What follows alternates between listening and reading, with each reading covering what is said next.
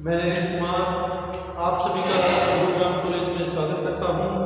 कल हम अंतर्राष्ट्रीय संबंध तृतीय वर्ष की अंतर्राष्ट्रीय संबंध की बुक को पढ़ रहे थे, तो उसमें हमने सी को पढ़ लिया है, हम G20 को पढ़ चुके हैं। तो कई प्रकार के विचारकों कई प्रकार के अंतर्राष्ट्रीय संबंधों को हम पढ़ चुके हैं। हमारा अगला टॉपिक था गुटनिरपेक्षता। गुटनिरपेक्षता में हमने गुटनिरपेक्षता का अर्थ किस प्रकार द्वितीय विश्व युद्ध के बाद विश्व दो भागों में बट गया और उन्होंने किस प्रकार भारत के नेहरू, नासिर और टिटो ने मिलकर एक गुट का निर्माण किया जिसे गुटनिरपेक्षता कहा जाता है। वे किसी भी गुट में शामिल नहीं हुए। अंतर्राष्ट्रीय जो संबंध है वो सुचारू रूप से सही ढंग से चल सके, तो उन्होंने एक ऐसे गुट का निर्माण किया जो तीसरे ध्रुवीय राष्ट्र थे उनका जन्म हुआ था। तो उन पर किसी प्रकार की कोई आर्थिक सामाजिक व्यवस्था थोपी ना जा सके, उनको पूंजी और तकनीक की जरूरत थी, तो कोई गुट उनका फायदा ना उठा सके, इसलिए उन्होंने एक ऐसे गुट की स्थापना की जिसे गुटनिरपेक्षता कहा जाता है। तो गुटनिरपेक्षता के संबंध में आंदोलन में कई शिखर सम्मेलन हुए। ठीक है, गुटनिरपेक्ष आंदोलन की स्थायी संस्थाओं की स्थापना नहीं थी, फिर भी गुटनिरपेक्ष देशों में समन्वय स्थापित करने के लिए संयुक्त राष्ट्र तथा अंतर्राष्ट्रीय मंचों पर संयुक्त कार्रवाई करने के लिए तथा आंदोलन की प्रगति और आंदोलन विषयों और समस्याओं पर विचार विमर्श करने के लिए दो प्रकार की संस्थाओं का जन्म हुआ। जो पहली थी समन्वय ब्यूरो मंत्री स्तर और शिखर सम्मेलन के माध्यम से। क्या है, सम्मेलन दो प्रकार के हैं जो गुटनिरपेक्ष देशों के विदेश मंत्रियों का सम्मेलन है। नंबर 2 शिखर सम्मेलन।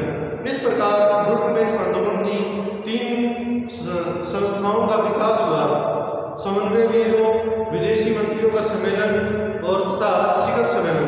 अब हम बात करते हैं समन्वय ब्यूरो क्या होता है। समन्वय ब्यूरो में हम गुटनिरपेक्ष देशों में निरंतर विचार विमर्श करने और कार्य में समन्वय स्थापित करने के लिए एक सहयोगी सक्रिय केंद्र है। इस गुटनिरपेक्ष आंदोलन की कार्यकारी ढांचा कहा जाता है। इसका स्वरूप एक तैयारी समिति की गति है जो गुटनिरपेक्ष के शिखर सम्मेलन के लिए मसबंद तैयार करता है। संयुक्त राष्ट्र संघ और अंतर्राष्ट्रीय मंचों पर संयुक्त कार्रवाई और अगुवाई करता है। समन्वय ब्यूरो में 17 सदस्य के सम्मति और नामजद किया गया था।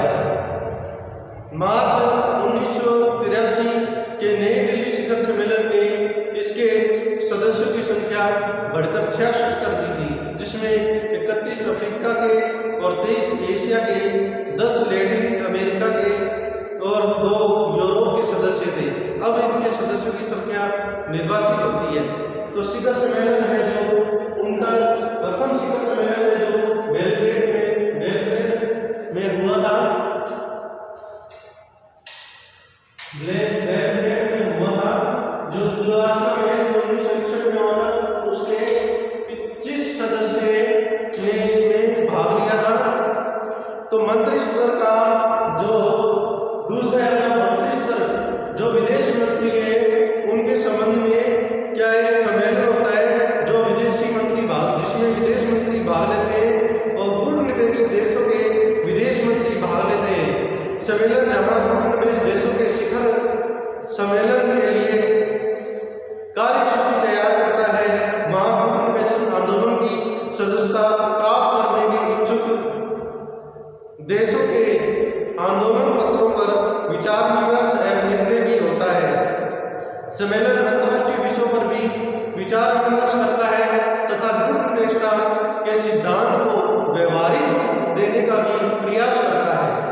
इस प्रकार के सम्मेलन समय समय पर होते रहते हैं, जैसे कार्टगेना में 18-20 मई 1998 तक आयोजित मंत्री स्तरीय गुटनिरपेक्ष आंदोलन के समन्वय ब्यूरो की बैठक डरबन में होने वाले 12वें शिखर सम्मेलन की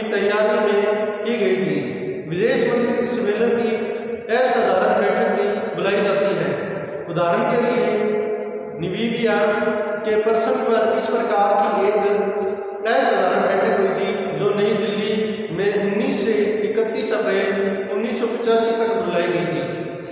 इस बैठक में एक स्वर से दक्षिण अफ्रीका की निंदा की गई। तो शिखर सम्मेलन, सर्वप्रथम शिखर सम्मेलन बेलग्रेड यूगोस्लाविया में 1961 में हुआ, जिसके कितने थे? 25 सदस्य थे। फिर काहिरा में हुआ जो मिस्र में है, जो 1964 में हुआ। सदस्य देशों की संख्या बढ़ते हुए 47 होगी। फिर कुलासा में हुआ, कुलासा जाम्बिया में है, जिस कब हुआ ये? 1970 में हुआ। इनकी सदस्य संख्या बढ़कर 54 हो गई। अल्जीरिया में है जो 1973 में सम्मेलन हुआ, इसमें संख्या बढ़ते बढ़ते 75 हो गई। कोलंबो में हुआ जो श्रीलंका में है, जो 1976 में हुआ, उसमें भी संख्या बढ़ते बढ़ते 88 होगी सदस्य संख्या। फिर हमारे दिल्ली में हुआ 1983 में, तो 101 सदस्यों ने उसमें भाग लिया। हरारे जिम्बाब्वे 1986 में हुआ, जिसमें 101 सदस्यों ने भाग लिया। बेलग्रेड फिर यूगोस्लाविया में हुआ 1989, फिर उसमें 102 सदस्यों ने भाग लिया। फिर यूगोस्लाविया में हुआ जो कि जकार्ता में है 1992 में हुआ, जिसमें 108 सदस्य थे। कार्टगेना जो कोलंबिया में है 1995 में हुआ, जिसमें सदस्य संख्या 105 बढ़ गई। फिर कुलालमपुर दक्षिण मलेशिया में हुआ जो 2003 में हुआ, इसकी संख्या बढ़कर 116 हो गई। फिर हवाना में हुआ जो क्यूबा में पड़ता है, जो 2006 में हुई, उसमें सदस्य संख्या बढ़ते बढ़ते 118 हो गई। फिर मस्कुल शेख मिस्र में हुआ जो 2009 में हुआ, उसमें भी संख्या बढ़कर 120 हो गई। फिर तेहरान ईरान में 2012 में हुआ, उसमें संख्या बढ़कर 12 हो गई। तो अब इस प्रकार बढ़ते बढ़ते जो स्टूडेंट देशों के सदस्य हैं, उनकी संख्या दिन प्रतिदिन बढ़ती जा रही है। सभी क्या है, विश्व में होने वाले दौरों से अलग रहने की नीति अपना रहे हैं। अब अपने नंबर 3 शिखर सम्मेलन। शिखर सम्मेलन बुडापेस्ट राष्ट्रों का सबसे बड़ा अधिवेशन है। यह सम्मेलन प्रति 3 वर्ष बाद होता है। इसमें बुडापेस्ट देशों के मुखिया या शासन अध्यक्ष भाग लेते हैं। शिखर सम्मेलन में प्राय 4 प्रकार के सदस्य होते हैं: पूर्ण सदस्य, पर्यवेक्षण गैर सदस्य और अतिथि। शिखर सम्मेलन में निर्णय सर्वसम्मति से होते हैं। बुडापेस्ट की बढ़ती लोकप्रियता का प्रमाण हम बुडापेस्ट देशों के विभिन्न शिखर सम्मेलनों से मिलता है। शिखर सम्मेलन देश प्रतिदिन 3 वर्ष बाद शिखर सम्मेलनों का आयोजन करते हैं और 4 मुख्य इसके लाभ हैं। पहला लाभ है बुडापेस्ट की लोकप्रियता में वृद्धि होती है। नंबर 2, अंतर्राष्ट्रीय मामलों पर बुडापेस्ट देशों के दृष्टिकोण स्पष्ट रूप में व्यक्त होते हैं। नंबर 3, बुडापेस्ट देशों में पारस्परिक राजनीतिक, आर्थिक एवं सांस्कृतिक सहयोग की वृद्धि होती है। एवं नंबर 4, विश्व के राजनीतिक रंगमंच पर बुडापेस्ट देशों की आवाज को बल दिया गया है। बुडापेस्ट राष्ट्रों ने अपने शिखर सम्मेलनों द्वारा विश्व राजनीति की विविध समस्याओं पर गंभीर रूप से विचार विमर्श किया है तथा उनके समाधान के लिए कई महत्वपूर्ण सुझाव भी दिए। उन्होंने अंतर्राष्ट्रीय राजनीति के गहरे ढंग से प्रभावित किया। अब तक बुडापेस्ट राष्ट्रों के 17 शिखर सम्मेलन हो चुके हैं। पहला शिखर सम्मेलन जो 1961 में यूगोस्लाविया के राजधानी बेलग्रेड में हुआ था और 17वां शिखर सम्मेलन 18 दिसंबर 2016 को मार्गरेटा वेनेजुएला में संपन्न हुआ था। बुडापेस्ट की उपलब्धियां क्या रही? बुडापेस्ट जो आंदोलन चलाया गया, एक धारणा प्रस्तुत की गई विश्व के सामने, तो उससे हमें क्या उपलब्धियां प्राप्त हुई इस सिद्धांत को, उसके बारे में हम जानते हैं। बुडापेस्ट आंदोलन अब तक अंतर्राष्ट्रीय आंदोलन बन चुका है। इसका कार्यक्षेत्र भी अत्यंत व्यापक है। बेलग्रेड के प्रथम शिखर सम्मेलन में 25 देशों ने भाग लिया था। 17 व 18 दिसंबर 2016 को मार्गरेटा में आयोजित 17वें शिखर सम्मेलन में 120 सदस्यों ने भाग लिया। सदस्यों की संख्या में बढ़ोतरी के साथ साथ इस आंदोलन के कार्य क्षेत्र में भी और कार्यक्रमों का भी काफी विस्तार हुआ है। उदाहरण के लिए हरारे 1986 शिखर सम्मेलन में नई अंतर्राष्ट्रीय अर्थव्यवस्था की स्थापना पर जोर दिया गया था और आतंकवाद के खिलाफ विश्वव्यापी संघर्ष छेड़ने पर बल दिया गया।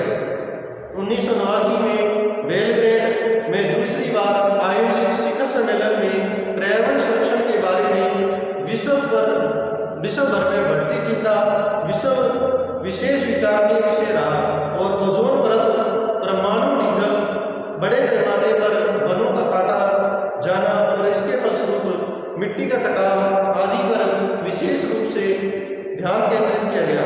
गुटेनबर्ग आंदोलन की प्रमुख उपलब्धियां इस प्रकार रही।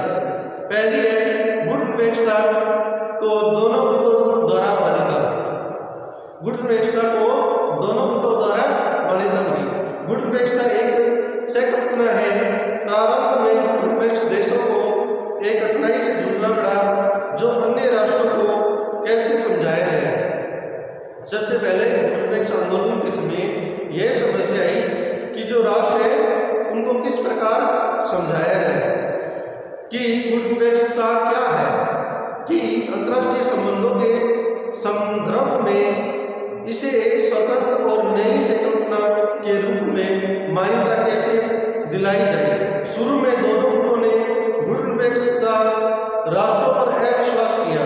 पश्चिमी गुट की अपेक्षा पूर्वी गुट ने अधिक सच्ची बात यह है कि गुटनिरपेक्ष देश जिनमें भारत भी सम्मिलित है, स्वतंत्र प्राप्ति कर लेने के बाद वर्षों तक साम्यवादी राष्ट्रों से अपनी स्वतंत्रता की मान्यता प्राप्त नहीं कर सके। दोनों गुट यह मानते थे कि युद्धोत्तर विश्व में किसी राष्ट्र के सामने एक ही रास्ता रह जाता है, वह यह है कि उनसे किसी एक के साथ गुटबंद हो जाए। उनका पक्का विश्वास था कि गुटनिरपेक्षता एक ढोंग है, कोई तीसरा रास्ता तो है ही नहीं। फलतः दोनों ही गुट ये समझते थे कि जो भी देश गुटनिरपेक्ष है वह वस्तुतः गुप्त रूप से दूसरे गुट के साथ बंधा हुआ है। दोनों गुटों के इन दृष्टिकोणों में धीरे धीरे परिवर्तन आया। साम्यवादी राष्ट्रों का दृष्टिकोण 1953 में जोसेफ स्टालिन की मृत्यु के बाद ही बदलना शुरू हुआ। फरवरी 1956 में सोवियत कम्युनिस्ट पार्टी की 20वीं कांग्रेस ने केवल पहली बार यह बात स्वीकारी कि गुटनिरपेक्ष देश सचमुच में स्वतंत्र है, बल्कि यह भी अनुभव किया गया कि विश्व की सभी मूलभूत समस्याओं के बारे में सोवियत संघ और गुटनिरपेक्ष देशों के विचार से एक ही विचार है। पश्चिमी गुट ने तो 7वें दशक में जाकर गुटनिरपेक्षता की नीति को मान्यता दी। गुटनिरपेक्ष देशों को गुटबंद देशों के मन का संशय दूर करने तथा इस नीति के प्रति सद्भावना और सम्मान का वातावरण पैदा करने के प्रयास में जो सफलता मिली वह सचमुच असराहनीय थी।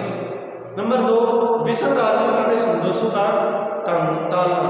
गुटनिरपेक्षता की जो दूसरी संभव उपलब्धि यह रही है कि विश्व राजनीति में संघर्षों को टालने में महत्वपूर्ण भूमिका निभाई है। विश्व के कुछ विकट संघर्ष टल चुके हैं। किसके कारण? गुटनिरपेक्षता की नीति के कारण। उनकी तीव्र कमी हुई है और फिर उनका समाधान भी हो गया है। विशेषतः तीसरी विश्व युद्ध भी नहीं छिड़ा, जिसकी संभावना के बारे में 1950 में शुरू होने वाले दशक के मध्य में सरकारी और गैर सरकारी स्तरों पर चिंता व्यक्त की गई थी। गुटनिरपेक्ष राष्ट्र ये दावा कर रहे थे कि कर सकते थे कि उनका ये दावा गलत नहीं होगा कि वह परमाणु अस्त्रों के सबसे खतरनाक दशक में अंतर्राष्ट्रीय शांति और सुरक्षा बनाए रखने और बढ़ावा देने में महत्वपूर्ण योग दिया। दोनों गुटों की अंतर्राष्ट्रीय शांति और सुरक्षा को बनाए रखने और बढ़ावा देने में महत्वपूर्ण योग दिया। दोनों गुटों की योजनाओं के विपरीत बहुत से देशों ने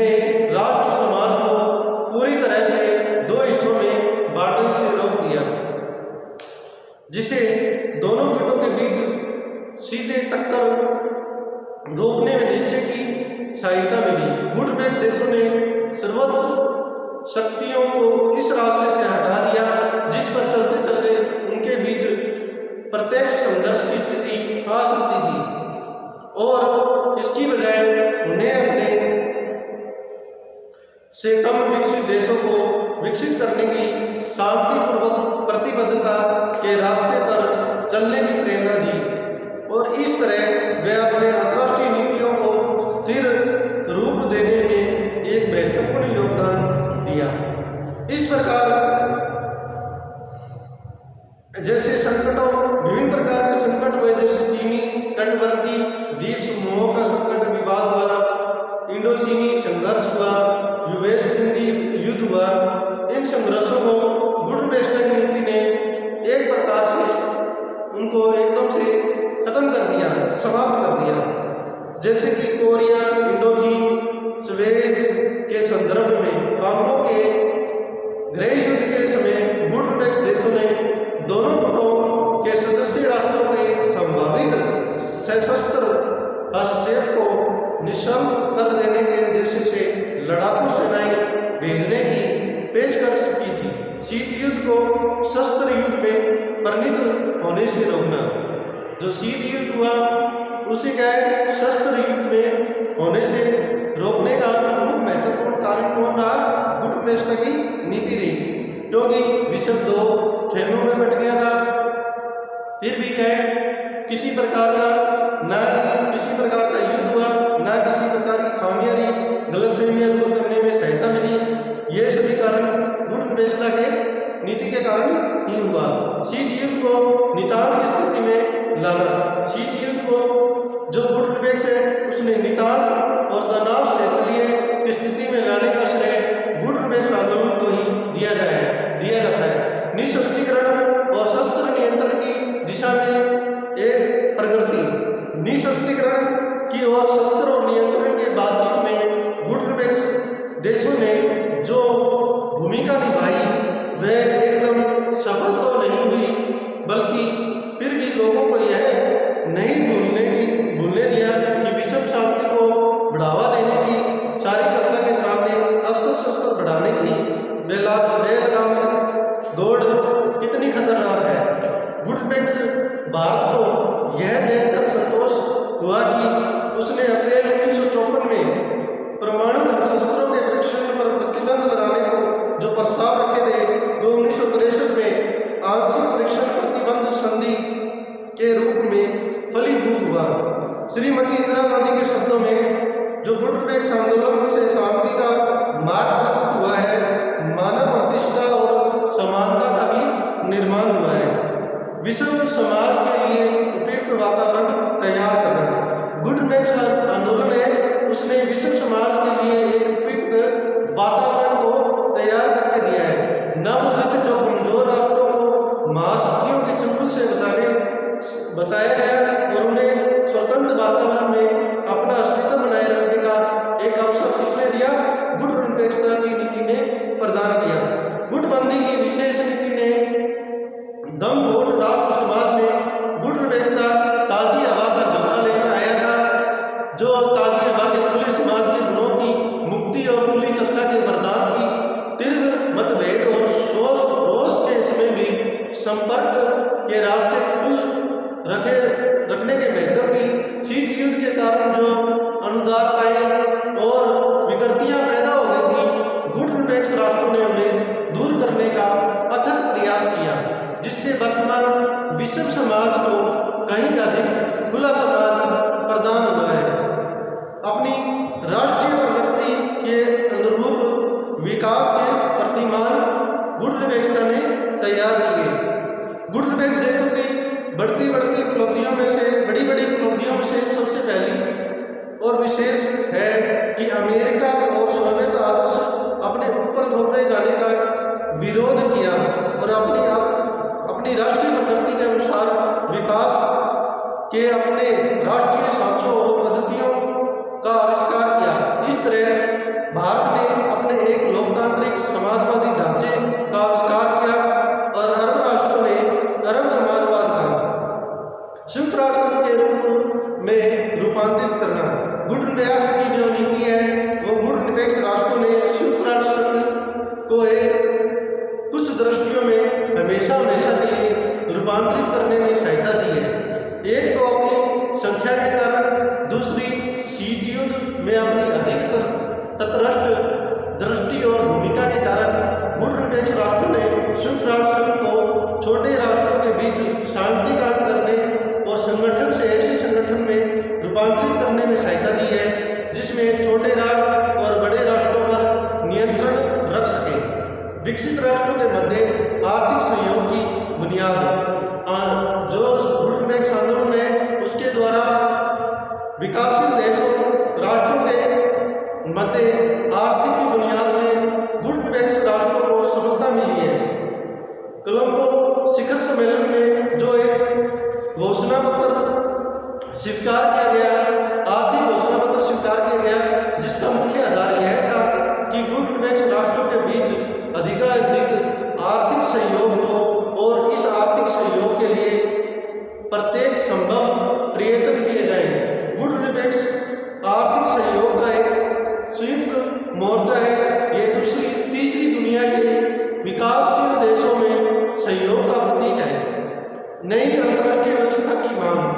गुट निरपेक्ष जो राष्ट्र है उन्होंने राष्ट्र को नई अंतर्राष्ट्रीय अर्थव्यवस्था की मांग कर रहे हैं। गुट निरपेक्ष आंदोलन में काहिरा जो जुलाई 1962 में आयोजित आर्थिक विकास की समस्याओं पर सम्मेलन में पहली बार आर्थिक विकास का उल्लेख किया गया।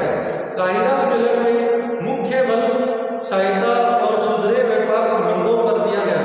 खुलासा शिखर सम्मेलन जो गुट निरपेक्ष देशों ने आर्थिक विकास संबंधी मामलों पर विकसित और औद्योगिक देशों के साथ सामान्य पहल का संकल्प किया और अल्जीरियस गुट निरपेक्ष शिखर सम्मेलन में प्रस्ताव भी किया गया कि संयुक्त राष्ट्र महासचिव ने कहा कि उच्च राजनीतिक स्तर पर महासभा विशेष अधिवेशन बुलाए जाएंगे जिसमें केवल विकास समस्याओं पर ही विचार विमर्श किया जाएगा।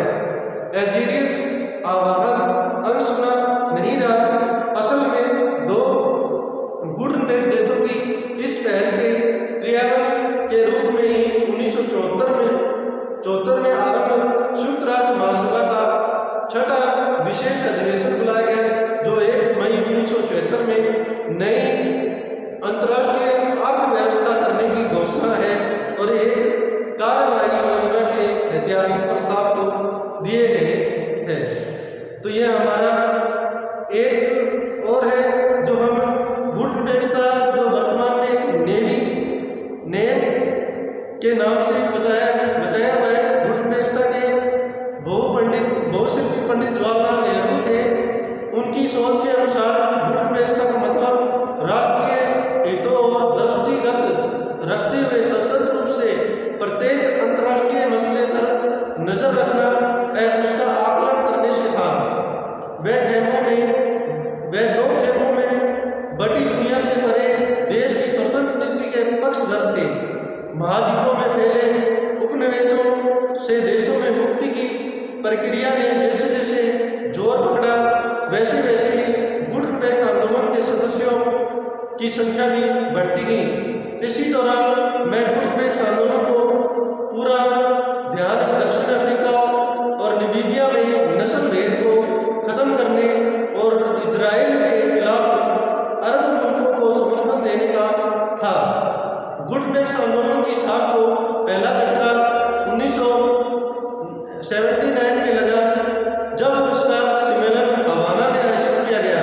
क्यूबा के राष्ट्रपति फेदल आस्त्रो ने आंदोलन पर अपना सिक्का जमाते हुए दावा किया कि संयुक्त सोवियत संघ गुट निरपेक्ष देशों का स्वाभाविक स्थायी है। परिणामतः गुट निरपेक्ष आंदोलन पूरी तरह से विभाजित हो गया।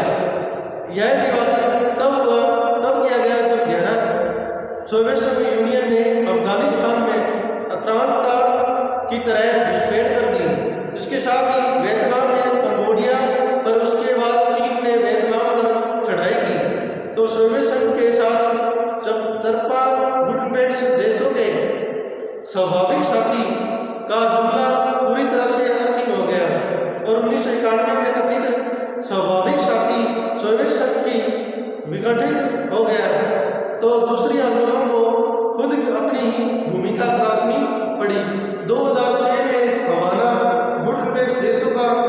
प्रेक्षक के रूप में अमेरिका की घोषणा